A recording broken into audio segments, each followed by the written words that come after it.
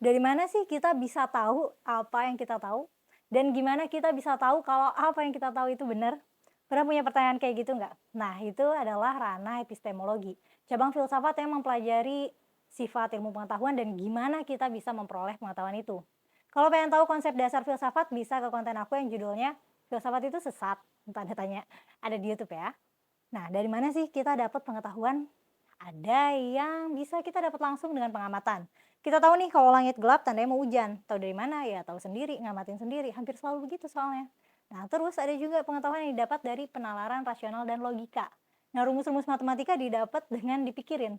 Awalnya nggak ada yang tahu luas segitiga itu ngitungnya gimana. Ya terus dipikirin sampai jadi rumus yang bisa mendapatkan hasil yang konsisten akurat. Ada juga pengetahuan yang kita dapat dari authority ya, bisa dari figur orang tua, guru, pakar, atau tokoh agama gitu, penceramah ya.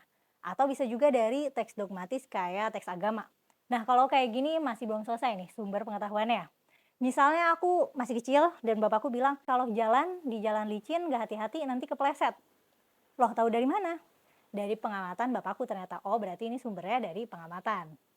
Misalnya lagi, ibuku bilang kalau nyapunya nggak bersih nanti suaminya berewokan.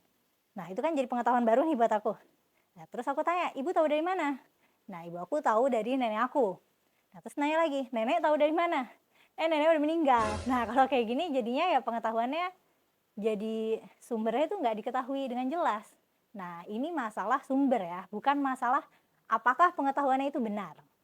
Tapi epistemologi itu memang selain untuk mikirin dari mana sumber pengetahuan, gunanya juga untuk dapat jawaban apakah pengetahuan itu benar. Contoh lain ya, misalnya ada temanku yang bilang di rumahnya tuh ada malaikat. Terus aku tanya, lo tahu dari mana? Terus dijawab, ya aku tahu aja soalnya aku tuh bisa ngerasain. Nah, kalau kayak gini jadi nggak bisa dibuktikan.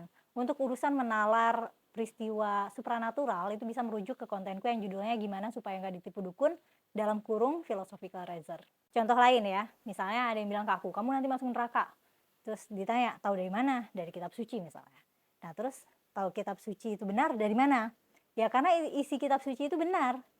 Terus tanya lagi, ya tahu isi kitab suci benar itu dari mana? Ya karena kitab suci mengklaim bahwa isinya benar. Nah, kalau sumber pengetahuan dari teks dogmatis ya biasanya akan jadi circular reasoning ya atau penalarannya jadi muter-muter. Aku juga pernah ngontenin, bisa di-scroll judulnya circular reasoning. Jadi, tiap kita dapat pengetahuan baru, I think it's always worth untuk mempertanyakan diri sendiri, how do I know that I know and how do I know that is true? Gak setuju? Boleh komen ya.